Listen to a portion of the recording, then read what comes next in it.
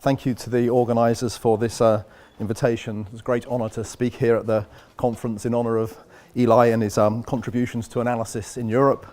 And I just want to make a couple of remarks about Eli's contributions in analysis in the UK. So 30 years ago in the UK, there was basically nothing in harmonic analysis there. And now we've got thriving schools in Birmingham, Warwick, London, Bath, Edinburgh. And all of these people, all of these centres owe their intellectual heritage to Eli in one form or another. So it's nice to be able to report on an extreme wing of which still belongs to Europe, and for the next couple of years at least. And Eli's influence there is very profound. He's also been a tremendous influence on me personally as a mathematician. The theorems that he's proved, the scope and breadth of his mathematical vision, which we're all very, very aware of, and of course he's someone who leads by example and sets the standard for us all to aspire to. So for all of these things, Eli, thank you very much. Okay, so I want to talk about multilinear Kakeya inequalities, and in particular endpoint multilinear Kakeya inequalities. And as this is the last talk of the conference, and there's been a lot of conferences this summer, so people are probably a little bit tired. I'm not going to try and do anything too ambitious. I'm going to examine what's, I guess, a well-known theorem in harmonic analysis, the multilinear Kakeya inequality. But I have a sense that perhaps it's still not perhaps quite as well understood as it might be. So I'm just going to give a little overview on some ways to think about it, and perhaps some results that these ways of thinking about it can inspire. And certainly there are many, many questions about how one should think about it. That's why there's the question mark in the talk. So this is some observations and some thoughts. So the first thing we want to do is, of course, describe what the multilinear Kakeya inequality is. So we're going to have a family of tubes. So these are doubly infinite. They go on forever in both directions, and they have cross-sectional diameter 1. So that's a tube T in Rn, and we're going to have, so T1 is going to be a family of such, and we're going to in fact have n families of such. So we're working always in, or at least for the moment, in Rn. And we want to look at the overlaps of these tubes. So one way to measure the overlap, so if we look at the tubes in the jth family, that counts for each x the number of tubes that passes through it. And we want to multiply these together. So we want to look at, we want to count the incidences in multiple tubes this way. And what we want to do is raise this to the 1 over n minus 1th power and integrate this with respect to x over the whole of Rn. And the question is whether this is less than or equal to the appropriate powers of the cardinalities of the sets in question. So obviously I'm assuming that each of my sets of tubes is a finite set of tubes for this to make sense. Okay, now in order for this formulation to make sense, we need to assume something like a transversality hypothesis on the tubes Tj, the families of tubes, and the easiest way to state that is to say that let's say that the first family of tubes have directions fairly close, let's say within 10 degrees of the first unit vector. The second family of tubes have directions within 10 degrees of the second unit vector, and so on. Okay, so that will be the sort of transversality hypothesis, which I don't want to write down. Why do we have the exponent 1 over n minus 1 here? Well, if we think about what happens if all of our tubes, we're in the sort of the very nice situation where the jth family of tubes consists of tubes which are exactly parallel to the jth coordinate axis, then this just is the Loomis-Whitney inequality. And the exponents for the Loomis-Whitney inequality are given by this. So we're generalizing the Loomis-Whitney inequality to the situation where we allow our tubes to have their directions varying in a small way from the jth coordinate axis.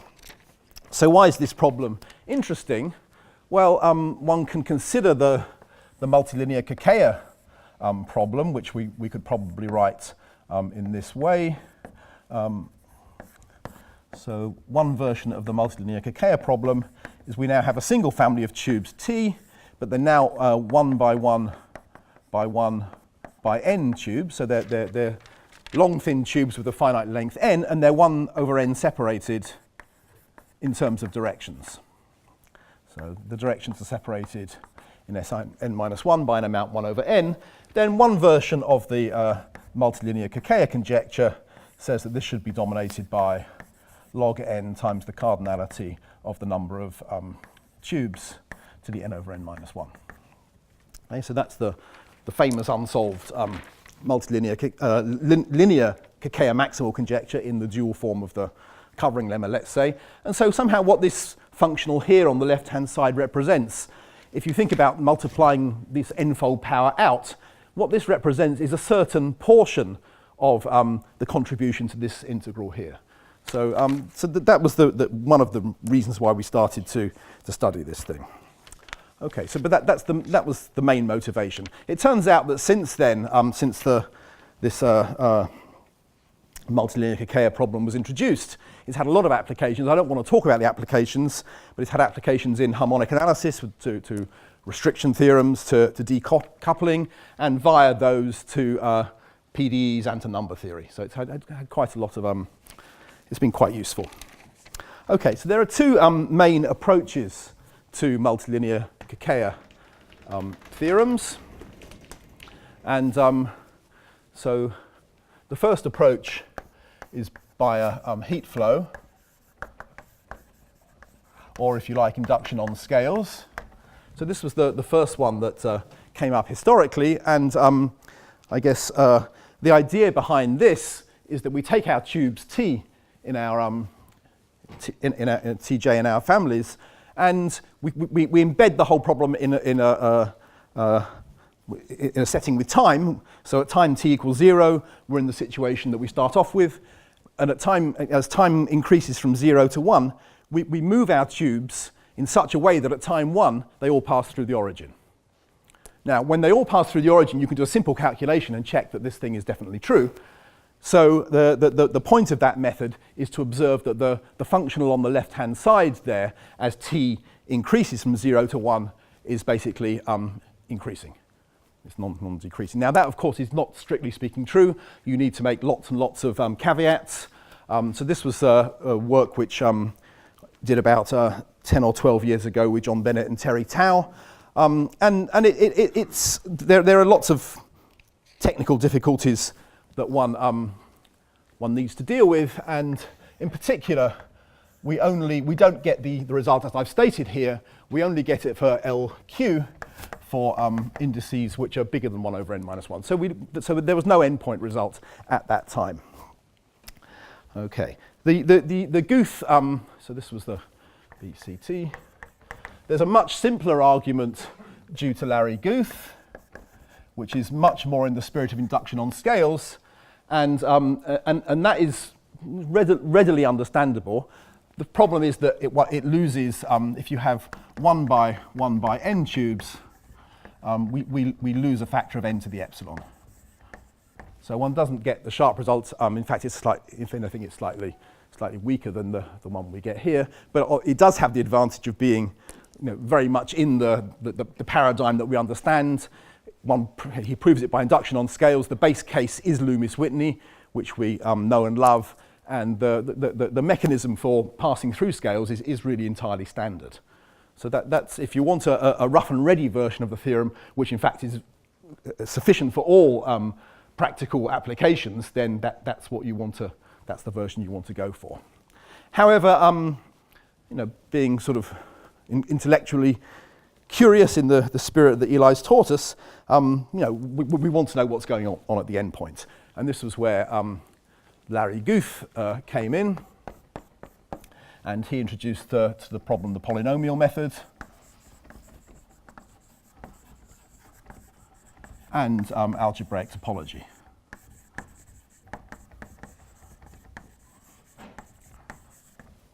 Okay, so what's going on here?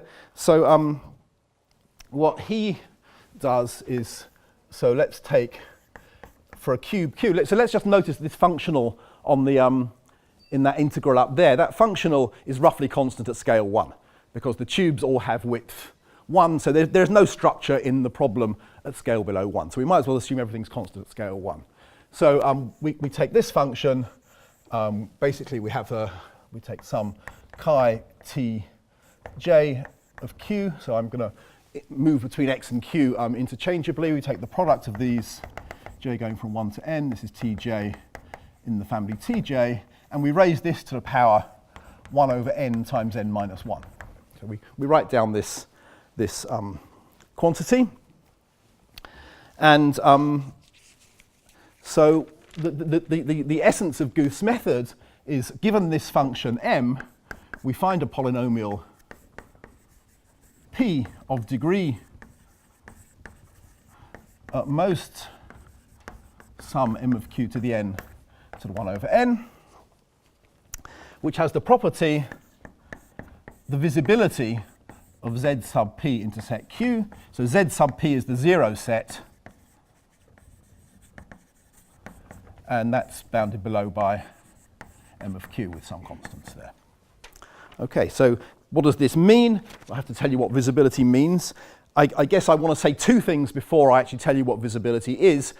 First of all, for technical reasons, this is a lie. This is not the statement of Larry's results. One has to do some smoothing and modification, but I'm going to completely ignore that today. It will come up a little bit later, and I'll mention it when. But that's a technicality which I don't want to get into. And the second thing is that the visibility that I'm about to define, if you're familiar with Larry Guth's paper, I'm going to use a different normalization, one which I think is a little more natural than the one he used. That's just a little caveat.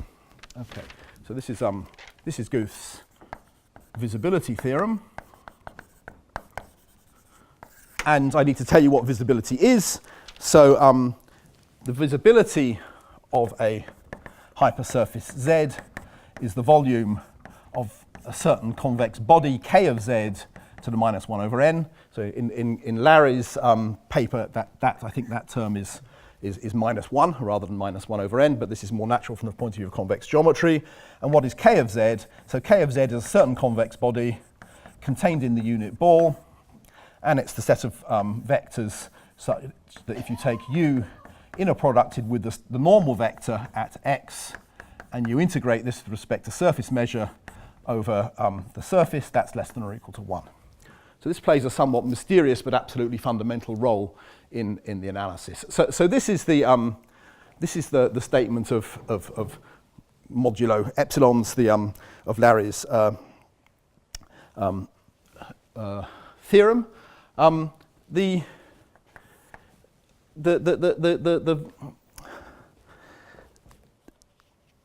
It has a very difficult proof. The proof is difficult. It uses a lot of algebraic topology, cohomology, cut products, Listernik-Schnallmann, vanishing classes, and it's really not so intelligible to an average analyst. So, so having worked on this problem with John and Terry, I found myself in the situation where we tried to read Larry's paper, and really we got very stuck on it. So together with my former student, Stefan Valdimarsson, we set about trying to find a kind of more conceptual and readily intelligible proof which any analyst could feel very happy with. So that's what I really want to. I want to bring that sort of set of ideas to you today. There is still algebraic topology in the story, but it's a much more readily accessible form of algebraic topology. One uses basically just the Borsuk-Ulam theorem off the shelf. And the Borsuk-Ulam theorem is, of course, a theorem which has analyst-friendly proofs. So although it's a theorem in algebraic topology, I think this puts the polynomial, this puts the multilinear Kakeya endpoint theorem firmly in the scope of analysis again. Okay, so the point about the polynomial method here in algebraic topology is we do get the sharp estimate q equals 1 over n minus 1. Okay, so what I want to do today is to I want to kind of basically reorganize Guth's argument. So this is the kind of the headline of Guth's argument. What I want to do is reorganize it into simple components and discuss each of those simple components. Okay, so what are the simple components? So the first thing is some functional analysis.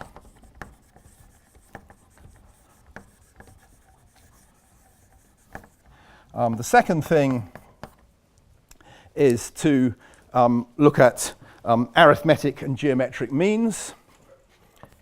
This will become clearer when I've said what the functional analysis is.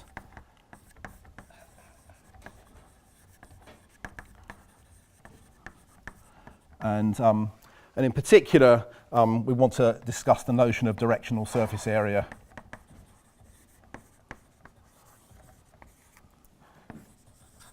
And visibility.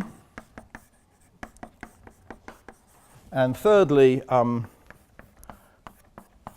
we want to discuss the visibility theorem itself. So a simple approach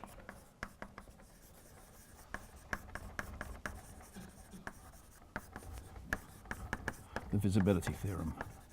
So that's the scope of what I want to say, and then if there's time at the end, what I will also try and add is some lessons that we've learned from this and how they can be applied in other situations, and that will be joint work with Marina Iliopoulou. Okay, so let's go to the slides for a little while. So if we take a look at the main functional we're looking at over there on the left-hand side, then there it is in red at the top. And what we see is we can immediately write this as a certain product of linear operators. So if we take our a sequence alpha tj, which is supported on the indexing set for the J family of tubes, and we look at summation alpha tj chi tj of x, then that is certainly a linear map from sequences supported on this indexing set to functions on Rn. And just by staring at it, we see that the functional we're looking at is the 1 over nth power of the product of these things. So it has this very clear multilinear structure. Okay, so we can abstract out. I guess we're taking the alpha j's to be 0 or 1 in our case, but let's not worry about that. So we can abstract out, we can abstractly formulate that in terms of more general measure spaces. This has no virtue except to convince you that it's really rather general. Okay, so that's the form of the problem that we have, with the pj's being 1 over n minus 1, and there again is the abstract formulation of the problem. And the point is that there is a duality principle. So this inequality holds if and only if for every m in LP primes, where p is the dual index to the sum of the pj's. So in our case, the pj's are all 1 over n minus 1. So n of them give you n over n minus 1. The dual index is n. So we're looking at functions in Ln. Then there exist sj's such that the m is dominated by the geometric mean of the sj's, because in our case, the pj over p's are all 1 over n. So we want to dominate m by a certain geometric mean of functions sj, and for all j, the adjoint operator uj star applied to sj, the sup norm of that is less than or equal to the LP prime norm of m. Okay, so the fact that there's a sup norm here just comes from the fact that we've got L1 norms here, it's just the dual space here. Okay, so this is it's an if and only if statement. One half of the if and only if is very easy, and that's the one we need. The other half is much harder, but we don't need that. So I won't say anything more about it. Okay, so this gives us a way to think about the problem, and we know we haven't lost anything in transforming it this way. Yeah, in our case, if we want to verify what it says, we want to look at what these operators uj star are. Well, that uj star on some s evaluated at a tj is just the sum of the s's which meet the tj in question. Simple elementary undergraduate functional analysis calculation. Okay, so we'll actually do something a little bit better. We'll obtain for all q and for all tj's in the family tj which pass through q, we'll obtain some functions sj of q and tj. So this is it's very abstract at the moment, but it comes back to being much more concrete in a little while. So we want to dominate m of q by the geometric mean of these sj of q and tj's, and have the property that if you sum the sj of q's with respect to Tj along all q's which meet at a Tj, then that's dominated by the little ln norm of the function m.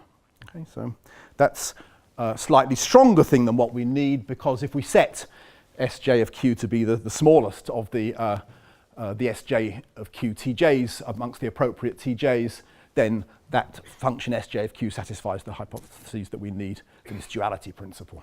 Okay, so what I want to do, I guess I'll just write down for future reference, we want m of q to be less than or equal to the product of the Sj of q and Tj's to the 1 over n, and we want the sum of the Sj of q and Tj's for all q meeting Tj to be less than or equal to the little ln norm of the 1 over n's of the q's. Okay, so this is for all j and for all Tj. For that being the soup that came up in the abstract theory, if you like. Okay, so let's go back to the board for a while. So so let's talk a little bit about, so that's the functional analysis done. Let's now talk about the arithmetic and geometric means.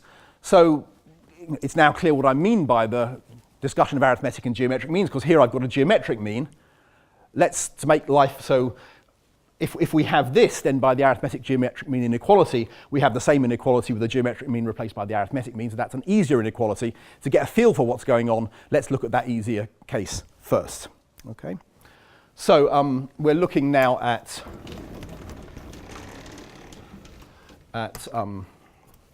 trying to get, given a function m, it's a completely arbitrary function now. I mean, it doesn't have to relate to the one that Guth wrote down, but for a completely arbitrary function m, we want to find Sj's of q and Tj such that this and the arithmetic analog of that hold, the arithmetic analog being m of q less than or equal to the sum of Sj of q and Tj, j going from 1 to n. Okay, so how should we go about doing that? Well, it's actually very straightforward. So the Borsuk-Ulam theorem, and I'll discuss this in just a second, but the Borsuk-Ulam theorem implies that there exists a polynomial of degree less than or equal to some m of q to the n to the 1 over n, such that the n minus 1 dimensional surface area of z sub p intersect q dominates m of q for all q. Right, so just take that as read for the moment. I will discuss it in the small amount of detail it needs in just a second. But if once we have this, we're very nearly there, because if you take the n minus 1 dimensional Hausdorff measure of some surface, then that's certainly comparable to the sum of these quantities over the surface, so j going from 1 to n, where Ej is basically any orthonormal basis, approximately orthonormal basis. Right?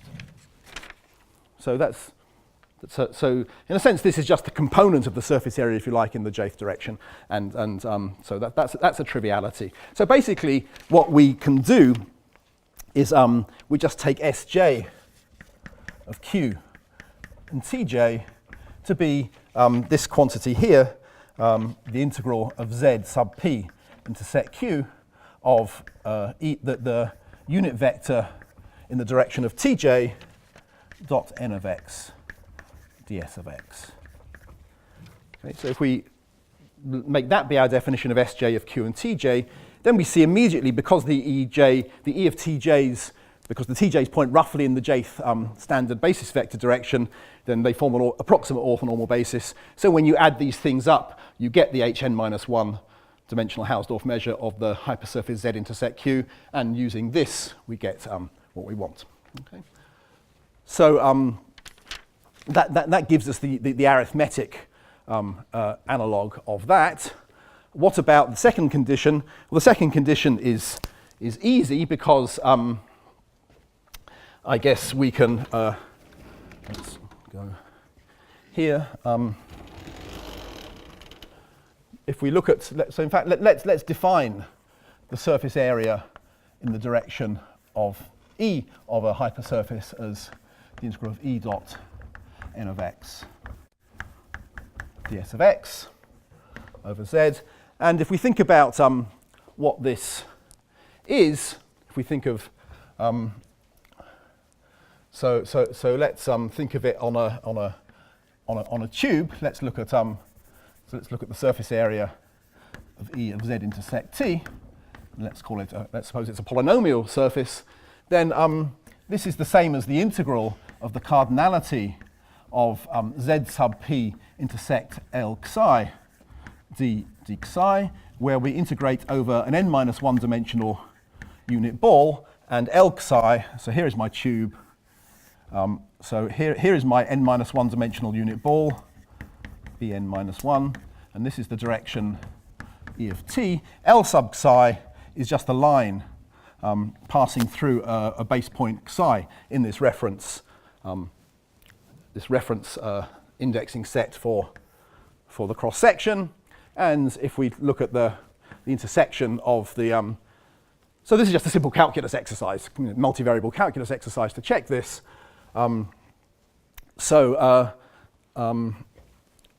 Because we have by Bezout's theorem for almost every psi, this quantity will be less than or equal to the degree of the polynomial p, and so we've got the polynomial of degree that, integrating that over some set of measure 1 is not going to affect things. So that's how we get the second condition here, and it's going to be the same in every instance that I refer to this argument in the future, so in fact I won't bring it up explicitly again. Okay. So how do we change this in the case of geometric means? Is that what I want to say next? Yeah. So how do we change? What do we vary in the case of geometric means? So we can't expect the same recipe to work for geometric means. It's just not good enough to work. But let's say what we would like. So let's go to geometric means. So that's the problem really we want to solve. So what we'd like is that there exists a polynomial less than or equal to some m of q to the n to the 1 over n, such that the product of the surface areas in the ej directions of z sub p intersect q to the 1 over n dominates m of q for all q. Okay. If we had that, we'd then be done.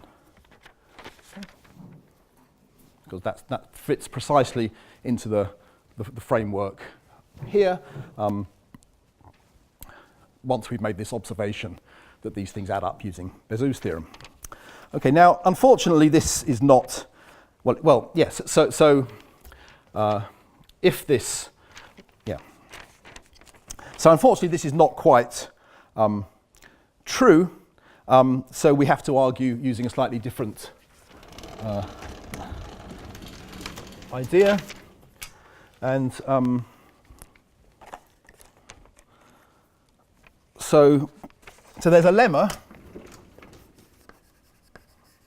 and it's easy to prove that if the surface area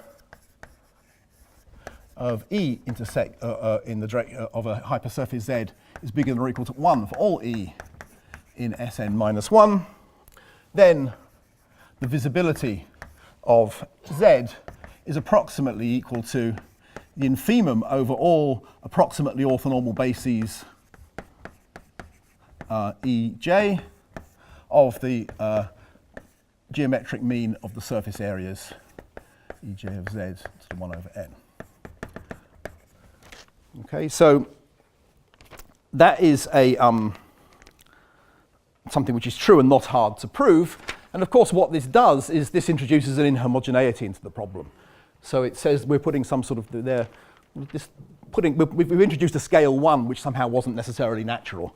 So the point of how we deal with that, we exploit the inhomogeneity here. So we apply the visibility theorem, not with our function, our initial function m, but with lambda m of q as our input function, where lambda is going to be a very big parameter, and I'll tell you about that in just a second. So there exists a polynomial of degree less than or equal to lambda sum m of q to the n to the 1 over n, such that the visibility of z sub p intersect q is at least lambda m of q for all q. And the lemma, another lemma now, which is again easy to prove, says that if lambda is sufficiently big, if lambda is sufficiently large,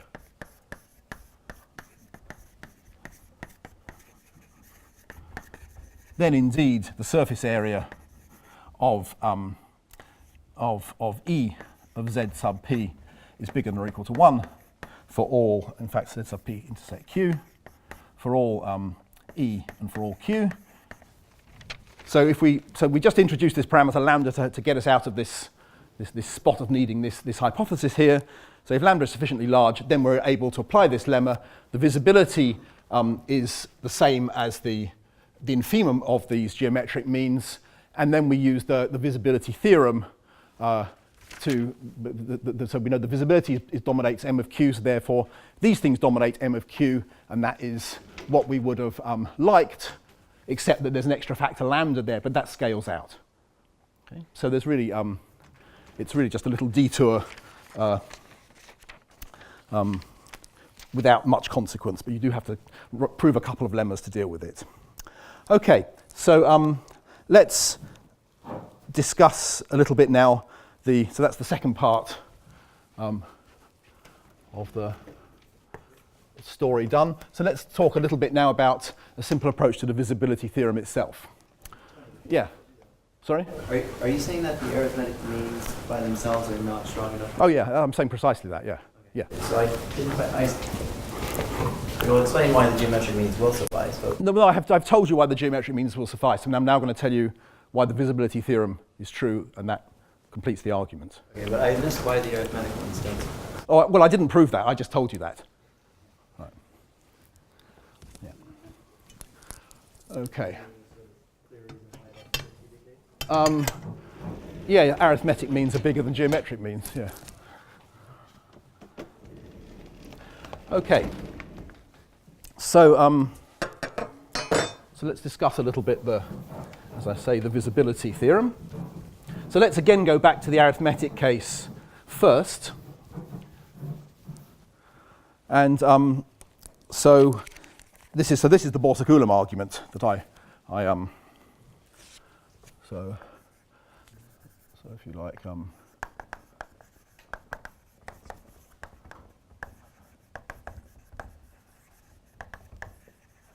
so we're given a function m of q, and what we want to do is we want to use this m of q to induce some internal geometry on each cube.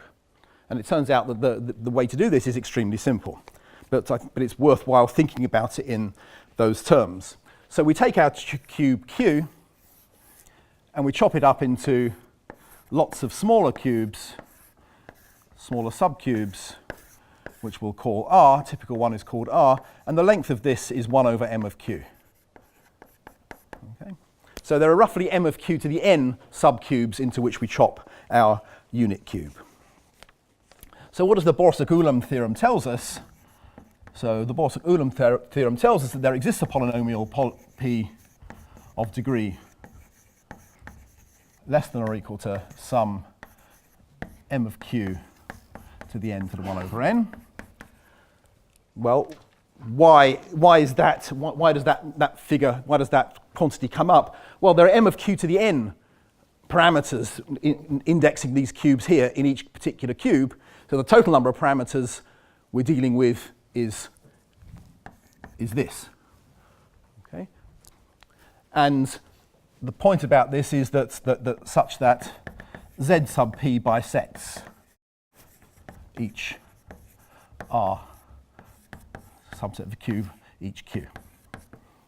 Okay, so if we, so it's a simple application of the Borsuk-Ulam theorem. Of course, in the Borsuk-Ulam theorem, you have to match the number of conditions with the degree of the dimension of the sphere that you're looking at when you apply the Borsuk-Ulam theorem. But the degree of the dimension of the sphere is, of course, going to be related to the degree of the polynomials we're looking at. And so if you just unravel what the Borsuk-Ulam theorem says, we get that. Okay. Now, if Z sub p bisects each R, so it cuts through like that, then we get that it's very easy to see that the n-1 dimensional Hausdorff measure of Z sub p intersect R, well, that's got to be large on the right scale. It's got to be large on the scale of the diameter of R raised to the power n-1. Okay, and what is that? So the diameter of R is, well, if we work out what that is, that's m of q to the minus n-1.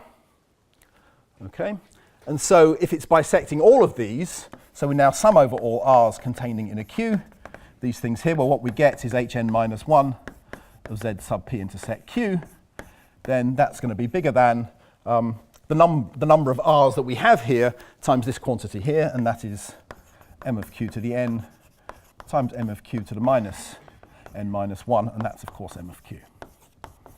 Okay, so that's the very simple Borsuk-Ulam argument when we're trying to get, so that's no longer there, that's for all q. When we're trying to get the corresponding condition needed for the arithmetic case, which is just this lower bound on the n-1 dimensional Hausdorff measure. Okay, so we want to bear this argument in mind when we go to the geometric case. So in the geometric case, what we want to do is we want to find, so given m of q,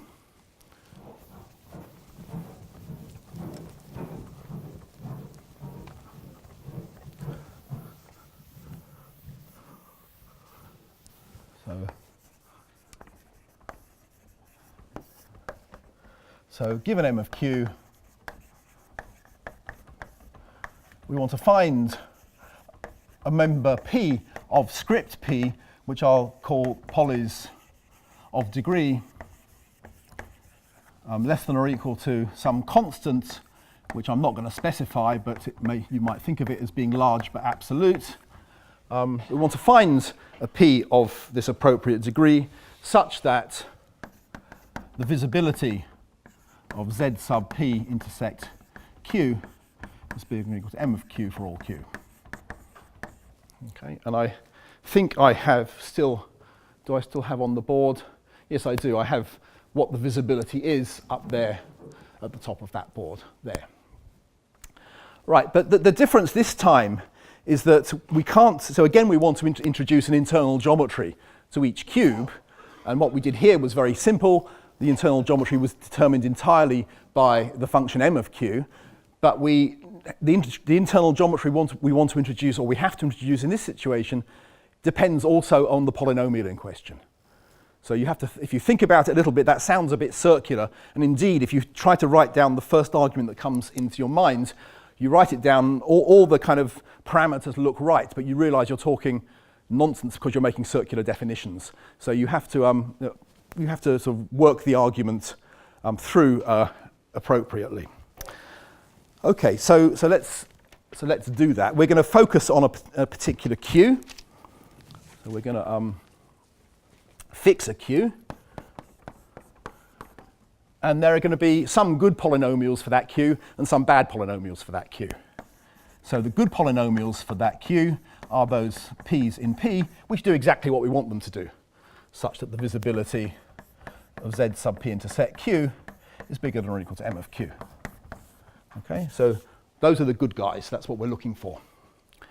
Then the bad ones So for r bigger than or equal to 1, the bad polynomials of size r are those p's in P, such that the visibility of z sub p intersect q is about 2 to the minus r m of q.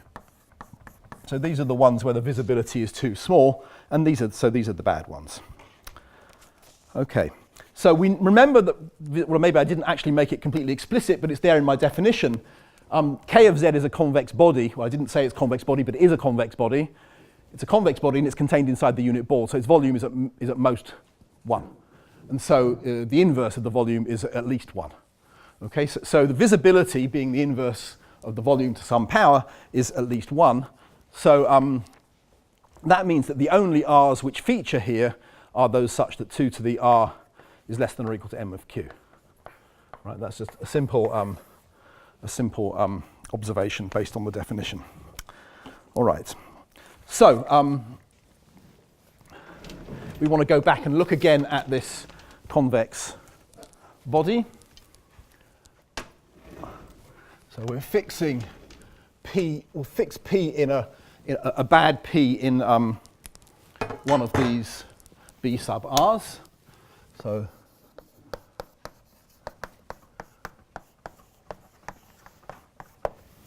for some r 1 less than or equal to 2 to the r less than or equal to m of q. And so we know that K of z sub p intersect q is a convex body. I mean, the proof that it's convex is trivial, so I won't even mention it, of volume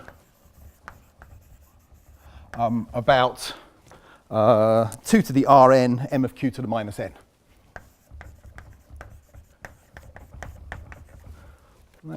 Now every convex body, by the John ellipsoid theorem, is basically has an ellipsoidal shape. Right? So we can put an ellipsoid inside this convex body, and we can put the convex body inside a certain scale copy of the ellipsoid with only absolute constants. So to all intents and purposes, in terms of volumes and so on, this thing is an ellipsoid, or if you just like, a rectangle. So it's essentially a rectangle, if you like. But what you don't know is how big the rectangle is, nor its direction. Okay, but it will have certain principal axes, E1 up to En, forming an orthonormal basis of Rn. And of course, all of this is dependent upon Q and P. Okay, and certain semi-axes,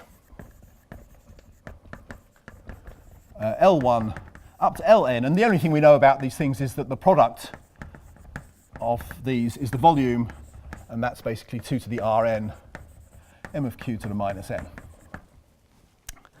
Okay.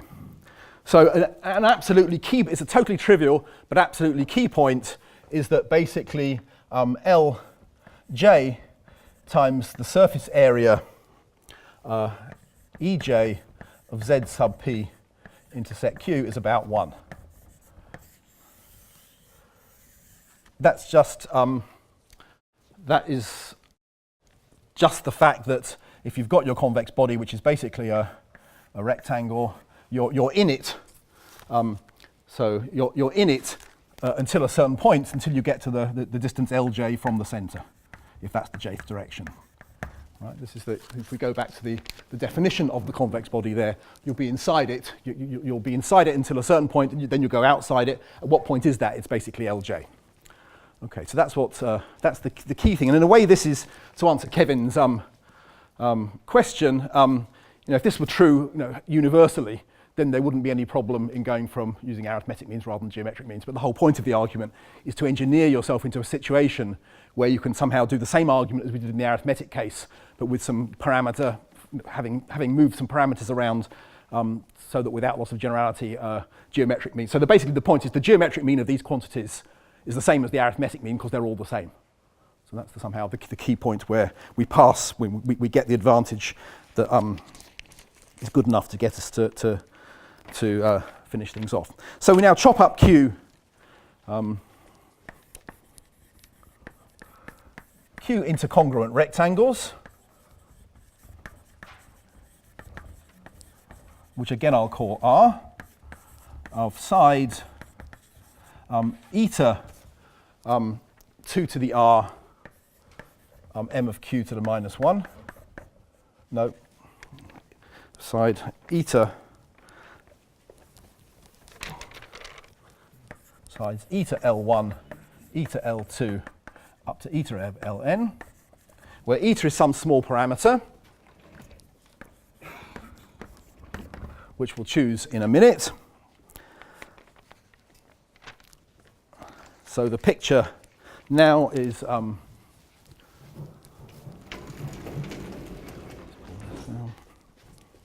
let's do it here.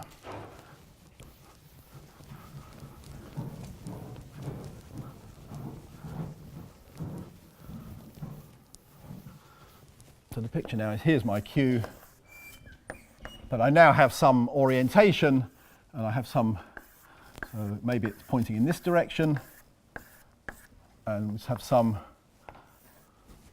so those things don't look exactly like rectangles, but that's what they're meant to be. So this is now a typical R. So we don't know the orientation, and what we know about is the products of the lengths.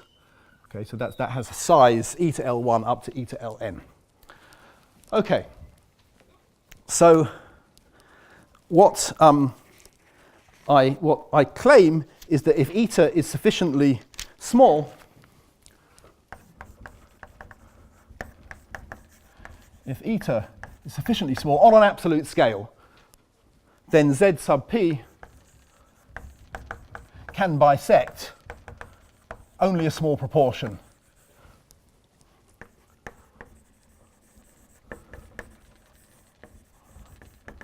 of the R's. Okay. So why is that? Because if Z sub p intersects essentially, well, if Z sub p, when I say intersect, bisect, I said it correctly. If Z sub p bisects an R, then by the argument that we gave up here in the arithmetic case, if Z sub p intersected a small cube, then the n minus 1 dimensional Hausdorff measure was large on a certain scale. Well, we can write that in an affine invariant way. So we'll write it in an affine invariant way. Then we'll have that we'll have the eta Lj, sum from j goes from 1 to n, times the surface area in the jth direction of Z sub p intersect R. That will be large compared with the volume of R. Okay.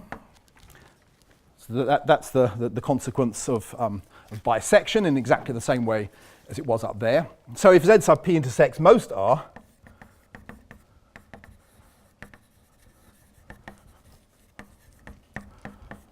then we just add this up over R, and what we get is some eta Lj surface area Ej of Z sub p intersect Q, because the R's are a disjoint. Well, how many of these are there? There's basically the inverse of the volume, so that's essentially equal to 1. But we've just observed that these Lj surface area in Ej, that these are all essentially equal to 1 as well. And so if we choose eta sufficiently small, we'll get a contradiction. Okay? So that tells us there is at least one, well, there's a proportion of the R's which are not intersected, which are not bisected rather by P. Okay. So what's the conclusion here?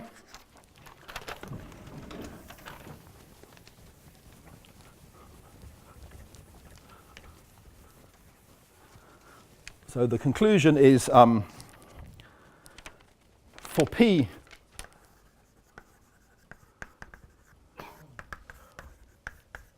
in the bad set of order R for a given cube Q, there's at least one from a choice of how many, roughly 2 to the minus Rn, m of q to the n, R's. Right, I'm now going to suppress the parameter eta. Eta's done its job, so it's just a small parameter which we'll now forget, which is not bisected by P.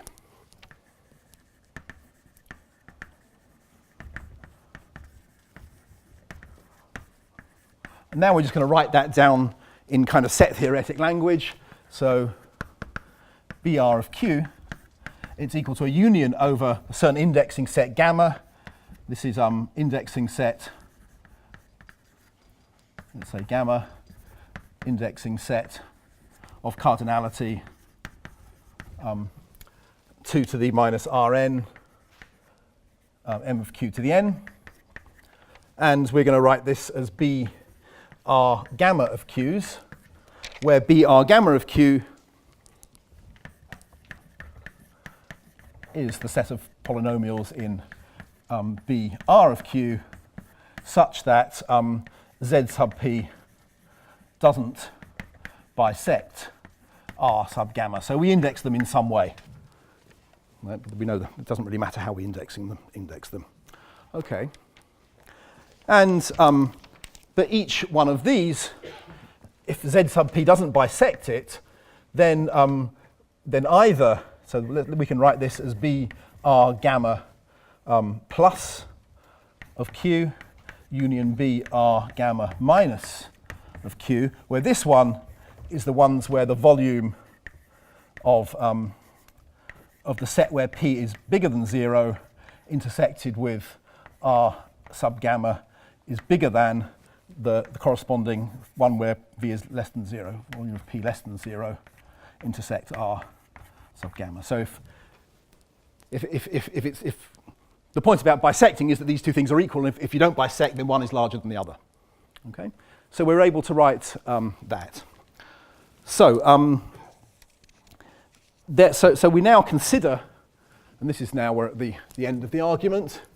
I don't think we need this anymore.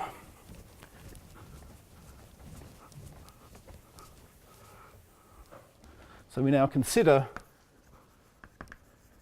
the union over all Q, the union over all R bigger than or equal to 0, and the union over all gamma of B R gamma plus of Q union B R gamma minus of Q.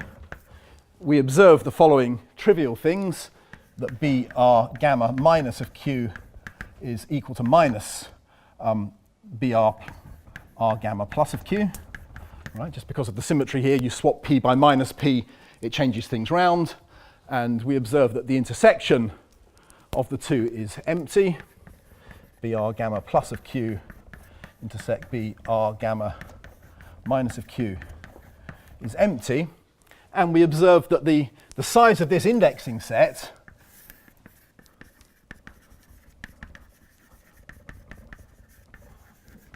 is about, well, we have to sum over the Q's, and we have to sum over the R's, and we have to, so what is the, we have to look at the indexing set of these gammas. Well, we saw how big the indexing set for that was. It was 2 to the minus Rn, m of Q to the n, and that is basically sum m of Q to the n. So we're in this situation where we've got ourselves into this situation here. So now let's go and look at the Borsa-Coulomb theorem again. Well, here is another version of the Borsa-Coulomb theorem. So you take some subsets of the unit sphere in dimension capital N, and if they have the property that the A pluses and the A minuses are antipodes of each other, and the A pluses and the A minuses don't intersect for one, so we've got M collections of sets, we've got a collection of M sets or two M sets, and we've got plus and minus versions.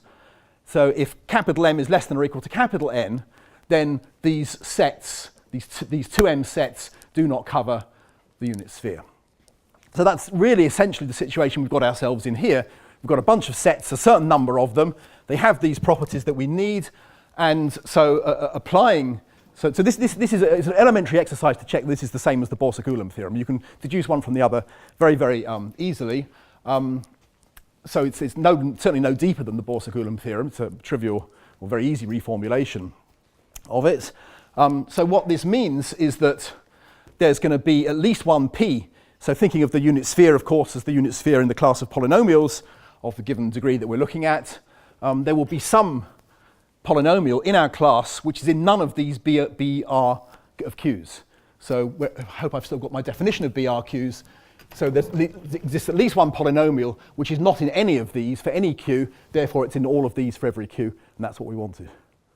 Okay, so that's the sort of that's the gist of the argument. The one thing I have, well, there's two things I haven't told you. One which I won't mention, but the other one I will mention. There's a small discrepancy here. In this theorem here, we need closures of the sets, and I haven't got that here for the closures.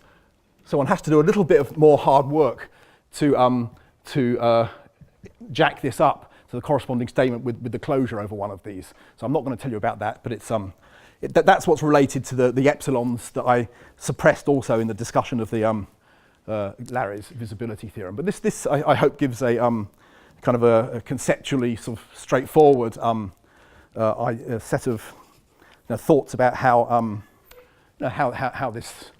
the multilinear Kakeya theorem kind of hangs together. So I was gonna, if there had been time, I would have tried to tell you a little bit about application to multi-joints. So I'm not going to tell you about it, just to say that one can take the same ideas and get results, get sharp results in a discrete setting where we replace tubes by lines. So that's work in progress with Marina Iliopoulou at the moment. It follows roughly the same scheme, but there are some interesting variations. So I don't have time to say this, but what I do have time to say is, well, I guess maybe questions. Yeah, equivalence of discrete and continuous problems. That there are arguments which run in parallel for both, but I don't know any way to say that the problems are actually logically equivalent to each other. The approaches to these problems via polynomials and induction on scales, they don't bear any relation to each other. One just cannot get the two methods to talk to each other so far. And then the technical question, which I won't go into. So the main thing for me to say to you all is thank you for listening, and that's it, yeah.